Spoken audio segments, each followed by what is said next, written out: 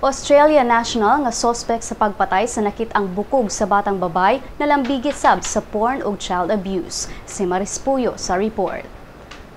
Australiano nga gitudlong suspect sa pagpatay sa usa ka babaeng bata na lambigit sab sa nagkadaiyang kaso sa Australia ug dinhi sa Pilipinas. Si Peter Gerard Scully, 51 anyos nga Australiano, gisikop sa National Bureau of Investigation Northern Mindanao sa miaging semana human napalgan ang mga bukog sa usa ka batang babae sulod sa iyang giabangang balay sa Villa Corita Subdivision, Barangay Washington, Surigao City.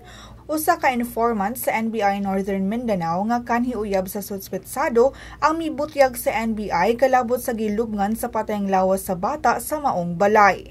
Dugang sa informant nga ang bata kinsa gipatay duha ka tuig na ang milabay, gipugos pagtan-aw sa mga laway nga buhat ug posibleng giabuso sa wala pa gipatay. Si NBI Mindanao Regional Director Angelito Magno gibutyag nga ang suspect daan nang gikasuhan og rape, sexual assault ug violation of trafficking law. Dugang sa opisyal nga ang suspect nibiya sa Australia ug nianhi sa Pilipinas human kini gikasuhan og pagpangilad niadtong 2011. Ug samtang aniya sa Pilipinas, ang suspect giingong ng abuso sa di mo minus 7 ka mga batang babay o tubangan sa kamera ug i-upload sab daw sa suspect ang maong mga video sa usa ka website din bayaran sa mga miyembro sa website ang maong footages. Doon na say warrant of arrest nga gi-issue batok sa suspect kalabot sa child abuse dinhi sa nasud human nakaeskapo iyang mga biktima gikan siyang gipuy-an sa Apovel Subdivision, Barangay Bulua sa miaging tuig.